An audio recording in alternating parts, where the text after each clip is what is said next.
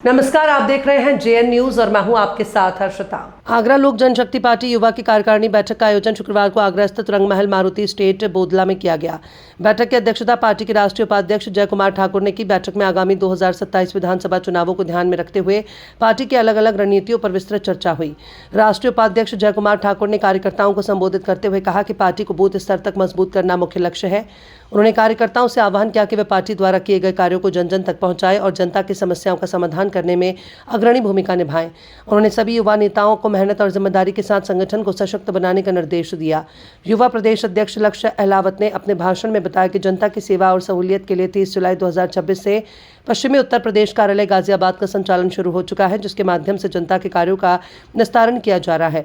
इस अवसर पर प्रदेश उपाध्यक्ष अतुल सिंह जयललवानी, जिला अध्यक्ष आगरा और मथुरा के जिला अध्यक्ष एडवोकेट सुधीर कुमार की अगुवाई में मथुरा जिले से कई पदाधिकारी और कार्यकर्ता शामिल हुए। आप देख रहे हैं कि हम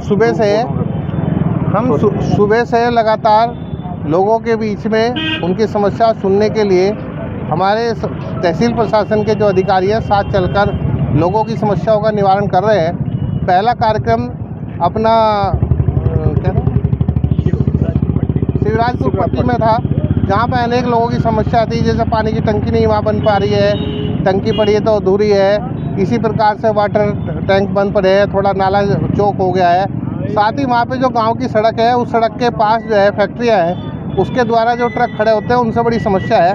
मैंने सभी समस्याओं का संज्ञान सभी संबंधित व्यक्ति को कराया है और मुझे ऐसा लगता है कि जैसे माननीय मुख्यमंत्री जी की अपेक्षा है कि जल्दी से जल्दी जनता की सरकार जनता के द्वार पहुँचकर उन समस्याओं का निराकरण करे, वहाँ पर निश्चित रूप से निराकरण होगा।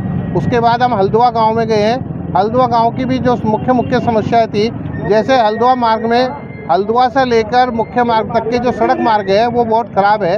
संबंधित अधिकारियों से संबंध में बात की है और उसका जल्दी एस्टीमेट प्रस्तावित करके जो अपनी प्रधानमंत्री ग्राम सड़क योजना के अंतर्गत वो सड़क बनी है, उस सड़क की एनओसी जल्दी प्रधानमंत्री सड़क योजना के विभाग के लोग पीडब्ल्यूडी के देने वाले हैं और वो सड़क अपने बनने के रास्ते पर सही राह पर चल पड़ी है।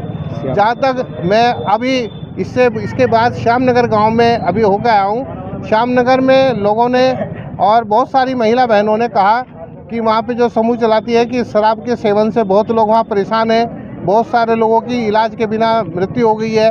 तो वहाँ मैंने संबंधित अधिकारियों को कहा है कि भाई शराब जो अवैध रूप से शराब बेच रहे हैं उनको रोका जाए और शराब का परिचालन इस प्रकार से बढ़ गया है कि लोगों की मृत्यु हो रही है, तो उस पर ध्यान दिया जाए। प्रशासन इस बारे में सतर्क है और सभी अधिकारियों ने कहा कि इस संबंध में कार्रवाई करेंगे।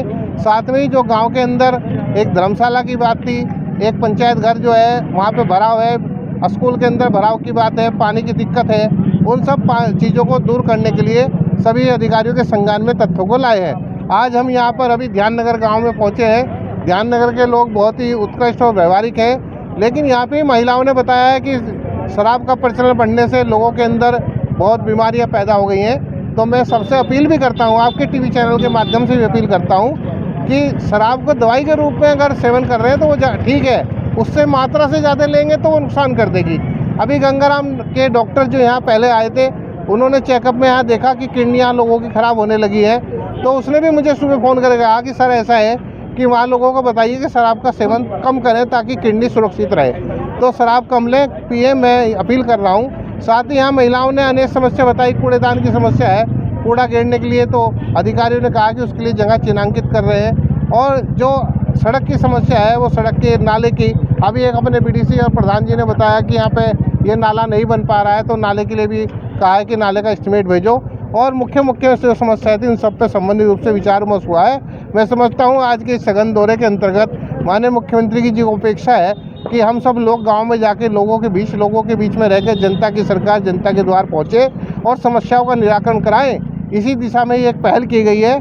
और इस पहल के अंतर्गत लोगों ने बढ़ चढ़ कर भाग लिया और मुख्यमंत्री जी को धन्यवाद दिया है कि उन्होंने अच्छा प्रयास किया है कि हम सबके बीच में अधिकारी आकर हमारी समस्या का निराकरण कर रहे हैं। मैं पूरी जसपुर की सम्मानित जनता की ओर से माननीय मुख्यमंत्री जी का धन्यवाद करता हूं कि उनकी इस पहल पर लोगों के बीच में जनता की सरकार जनता के द्वार जाकर लोगों की समस्याओं का निराकरण कर रही है। बहुत बहुत धन्यवाद।